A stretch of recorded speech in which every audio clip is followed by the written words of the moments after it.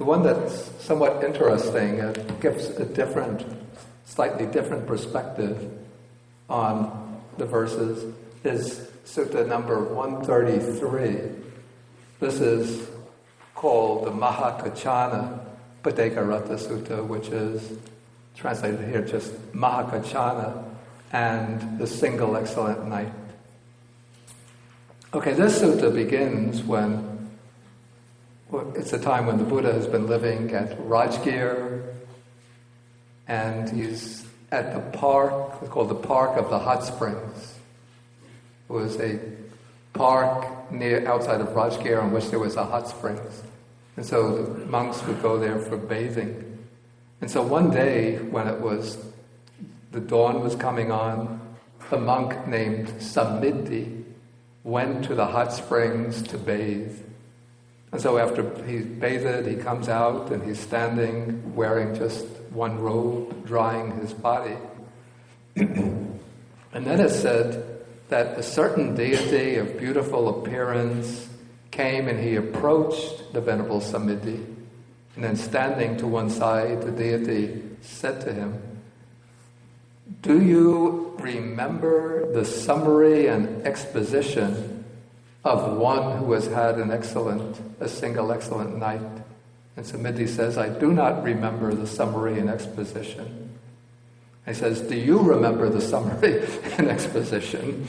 And the deity says, "I too do not remember the summary and exposition of one who has had a single excellent night." Then the deity says, "Do you remember the stanzas of one who has had a single excellent night?" And Sammiddhi says, "I do not remember the stanzas who has had a single excellent night. But do you remember the stanzas?" And then the deity says, "I too do not remember the stanzas." But then the deity says to him, "But learn the summary and exposition of one who has had a single excellent night. Master the summary and exposition, remember the summary and exposition.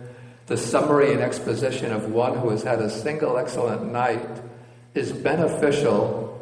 It belongs to the fundamentals of the holy life."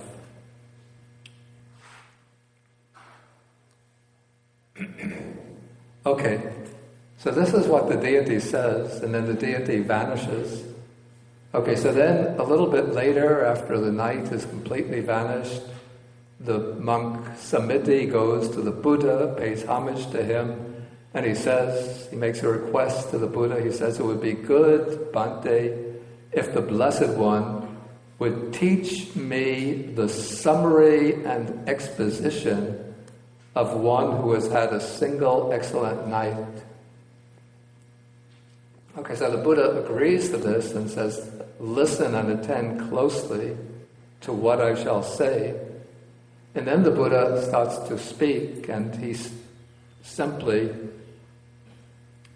states the verses or the stanzas, the Bhaddekaratta stanzas.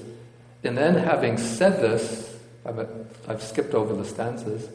Having said this, the Sublime One, another term for the Buddha, rose from his seat and went into his dwelling.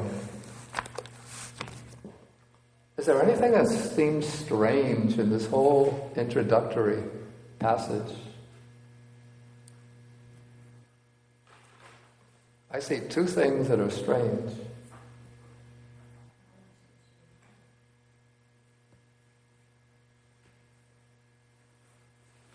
Peculiar.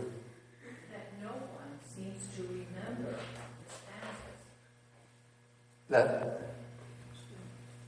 That no one seems to remember? Well, the only ones who don't remember are the deity and Sammiddhi.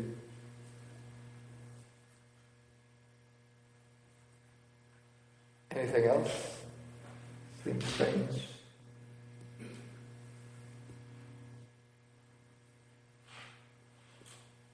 Okay, so I'll tell you what is strange. Two things. First is that the deity asks Samiti whether he remembers the summary and exposition of Bhaddekaratta. And then he asks him, when Samiti answers in the negative, then he asks him, do you remember the stanzas, the Bhaddekaratta stanzas? So it seems like there's two things here, the summary and exposition and the stanzas. But then, when we see that the monk comes to the Buddha and asks for the summary and exposition, the Buddha recites the stanzas. So this implies that the stanzas are the summary. And so there seems to be an unnecessary duplication in that passage where the deity is conversing with the monk Samiti. In fact, my friend and former student, Bhikkhu Analayo, he's done a study, he has a short paper on this sutta in his essays on the Madhyamaka Agama, his studies on the Madhyamaka Agama, and he found in the Chinese version of the sutta, the deity asks only about the stanzas. The conversation is only about the stanzas. And this seems to make sense because when the Buddha is responding to the request for the summary and exposition, the Buddha recites the stanzas. So it means that the stanzas are the summary. And then there's something else, a second thing which is strange here. If we take the sutta the way it stands,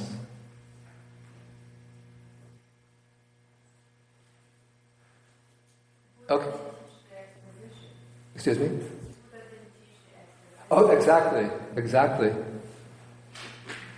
Now, if we take the sutta the way it stands, the monk asks the Buddha, please teach the summary and the exposition. The Buddha says, I will.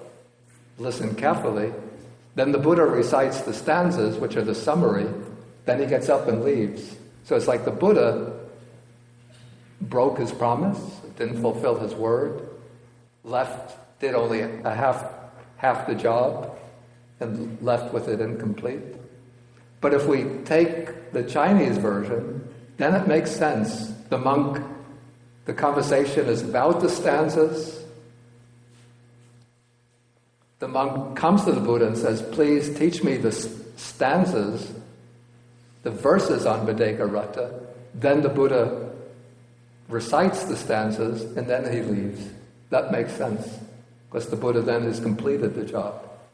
So it seems the way what Venerable Analayo sort of conjectures as an explanation, that a number of other suttas in this particular chapter are framed on the idea of the Buddha reciting a summary and then giving an exposition. And so when this sutta was being transmitted through oral transmission, somehow the idea of the summary and exposition got inserted in through maybe a careless process of transmission. So if we take out the conversation about the summary and exposition and just put it in terms of the stanzas, then it makes perfect sense. The deity says, do you know the stanzas? Bhaddekaratta stanzas. The monk says, no, I don't know them. Do you know them? The deity says, no, I don't remember them. Then the monk comes to the Buddha and says, Bhante, teach me the Bhaddekaratta stanzas. The Buddha recites the stanzas, then leaves. Okay, but in either case, apparently when the Buddha is reciting the stanzas, there are other monks around, not just Samiti, because soon after, the text says, soon after the Blessed One had gone, the monks considered. That the Buddha has gotten up from his seat after giving the summary without expounding the detailed meaning. And then they consider who can teach the detailed meaning, who could give the exposition. And finally, after some discussion, they decide on Mahākaccāna. The monk Mahākaccāna was praised by the Buddha, or he was actually appointed by the Buddha to the position of the disciple who excelled in elaborating upon short statements by the Buddha.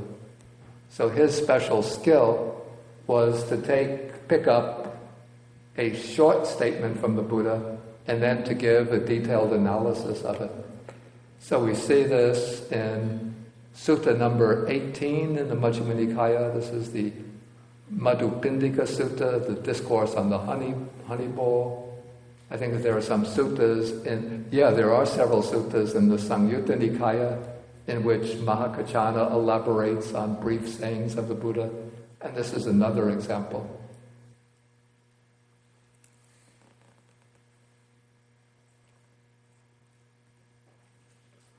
Okay, so the monks go to Mahākaccāna and ask him to elaborate on the sutta. Then Mahākaccāna says, kind of modesty, he says it's just like a man who is searching for heartwood, for solid wood to build like a table or a chair.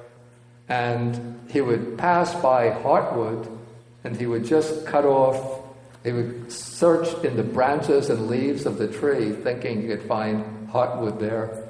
And so in the same way, he says that when the Buddha was around, you didn't ask him for an elaboration, but you let the Buddha get up and go into his cottage, and now you're coming to me.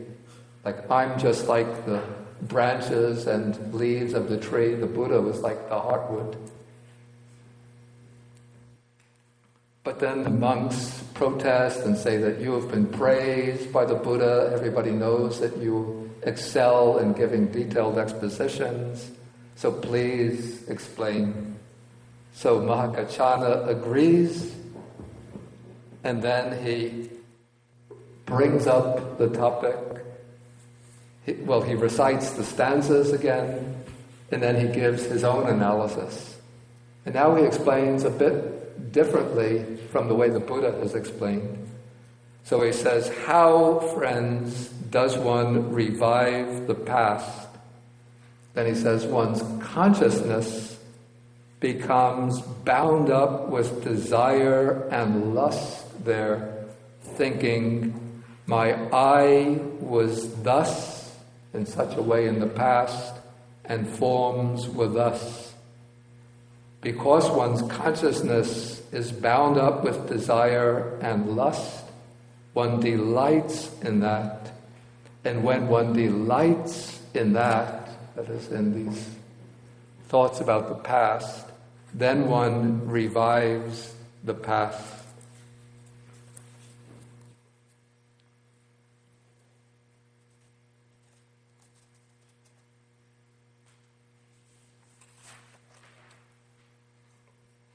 It's somewhat interesting that this text uses here the word consciousness, which is vijnana. Normally in contexts like this, one would see the word citta being used. Citta is the mind, but actually citta and vijnana are just basically two terms of the same thing.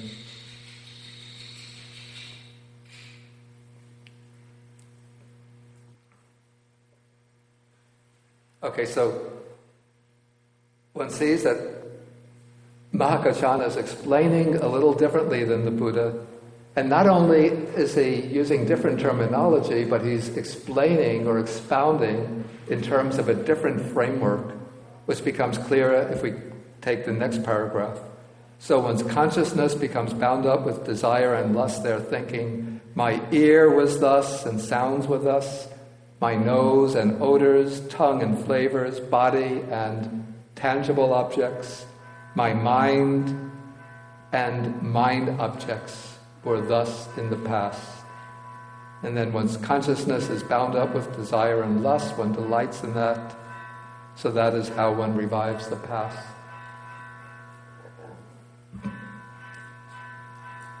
Okay, so we see here that the Buddha is explaining the teaching in terms of not the five aggregates, but what scheme is being used, what framework.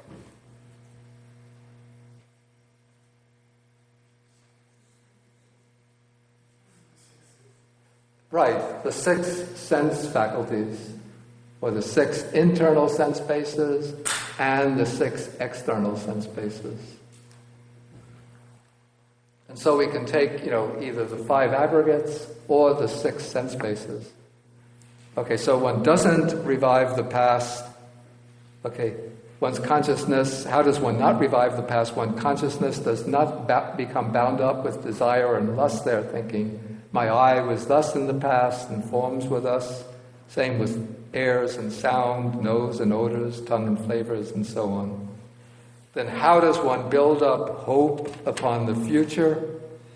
Okay, one sets one's heart on obtaining what one has not yet obtained, thinking, may my I be thus in the future and forms be thus. And so one sets one's heart thus, and thereby one delights in the future.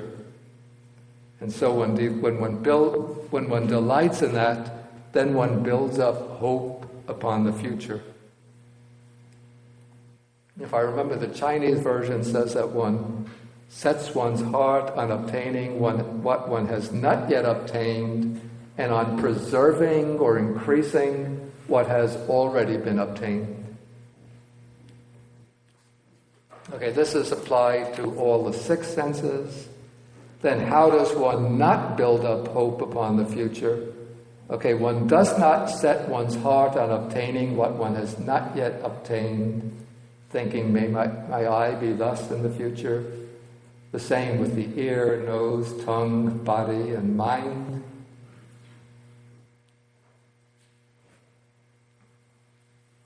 Okay, then one comes to how is one vanquished in regard to presently arisen dhammas, states or phenomena. Okay, in regard to the I and forms that are presently arisen, one's consciousness is bound up with desire and lust for that which is presently arisen. And because one's consciousness is bound up with desire and lust, one delights in that. And when one delights in that, one is vanquished in regard to presently arisen states. And the same with regard to all of the other sense faculties. Then how is one, now I'm at paragraph 18, how is one invincible in regard to presently arisen dhammas? Okay, in regard to the I and forms that are presently arisen, one's consciousness is not bound up with desire and lust for that. Because the consciousness is not bound up with desire and lust, one does not take delight in that. And when one does not take delight in that, one is invincible in regard to presently arisen states. Okay, then the same is repeated in regard to the other sense faculties. Okay, and then Mahākaccāna says, so when the Blessed One stated these verses and then left without giving the detailed meaning, I understand the detailed meaning of this summary to be thus. And then he says to the monks, if you wish, you can go to the Blessed One and ask him about this. And as he explains it to you, so you should remember it. Okay, so the monks now bear in mind Mahākaccāna's words. They go to the Buddha, and then they repeat Mahākaccāna's explanation. And they say that the Venerable Mahakaccāna expounded the meaning with these terms, statements, and phrases. Just in this sentence, there are 2 important ideas here that are really key to understanding the Dhamma. There is the word atta, which is the meaning, and then there's the word pada, which is translated terms. Pada and vyanjana, terms and expressions. So we have the meaning, which is the essence, the core, the substance of the Buddha's teaching. And then there are the words, phrases, terms that he used to expound it. And now, you see, the Buddha replies, he says, Mahākaccāna is wise, he has great wisdom. If you had asked me the meaning of this, I would have explained it to you in the same way that Mahākaccāna has explained it. Such is its meaning, and so you should remember it. Okay, well, the Buddha says this. When the Buddha explained the verses, he explained it differently. He explained it in terms of the 5 aggregates. Mahākaccāna in terms of the 6 sense faculties. So if you grasp the terms, the phrases, the expressions, you would say, the Buddha and Mahākaccāna have different explanations. Their explanations are at least contrary to each other, if not contradictory. But if you know the distinction of atta and vyanjana, meaning and phrasing, then you see that the meaning is the same, the substance is the same, but they just use different expressions or a different framework for homing in on that same meaning. Yeah. It starts out, it says, let not a person revive the past, and then it ends with, so you should remember it.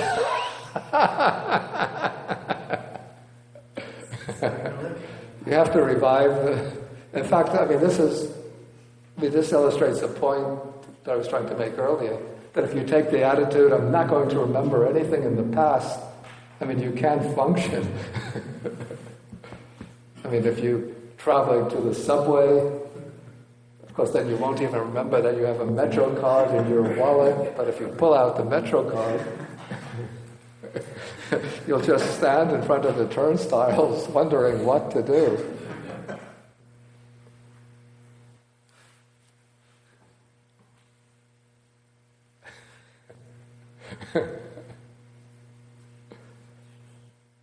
And if you come to a Buddhist temple where everybody takes off their shoes when they enter the temple, when you're leaving, you won't even remember what shoes you left there. You might walk away with a different pair of shoes. That's good, you're selfless, right? Okay, I think we'll have to stop now for the lunch break, and then you could come back. Maybe we do it in a little leisurely way, 12:15, and then we could have a question and answer session at 12:15 and discussion.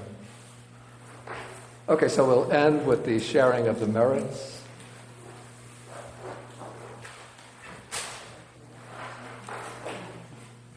Well, until I saw Jen distributing the sharing the merits sheet, I almost forgot our routine of sharing the merits. I've been living too much in the present.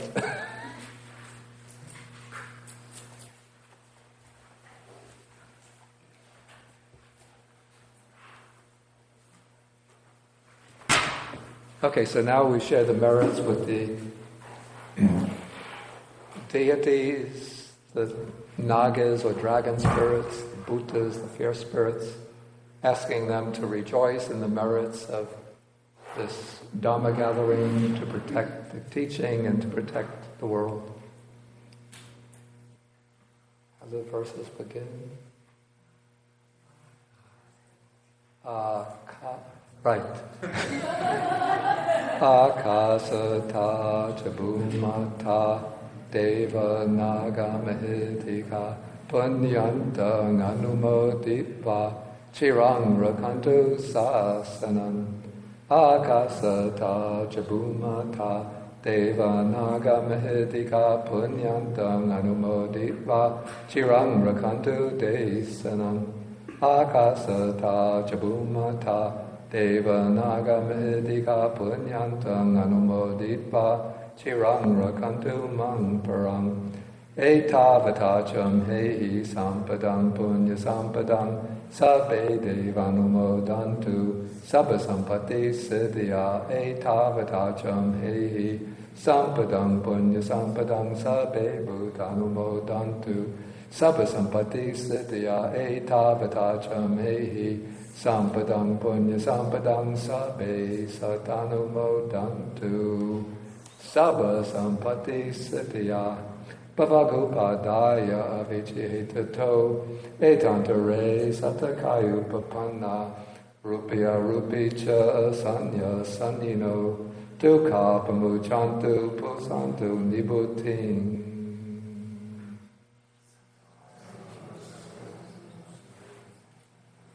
One thing I just thought of that, while I was reciting the verses, one thing I thought of with the drifting mind that I should have mentioned, that you have to remember that these verses are intended for a monk, or we say a monk or a nun, who's fully engaged in the practice of meditation.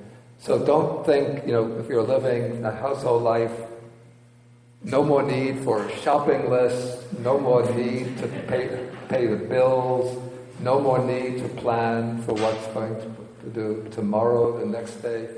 Because like if a monk is living in the monastery, he gets up, he does his meditation. When the wooden block is hit, then he knows it's time. You go on alms round, come back, you take your meal, you take a little rest, then you go back to your meditation till maybe the block hits for the evening gathering, for the evening vandana service. Then you go back and do your meditation. So the life, is very reduced to utmost utter simplicity. But if you have work and household duties, then you have to do planning for the future based on memories of the past. But to the extent possible, we have to try to live in the present, and at least devote some periods each day to dwelling completely in the present through one's meditation practice. Okay, so we'll have further discussion starting 12:15. Okay, so let us get up and do 3 half bows to Buddha.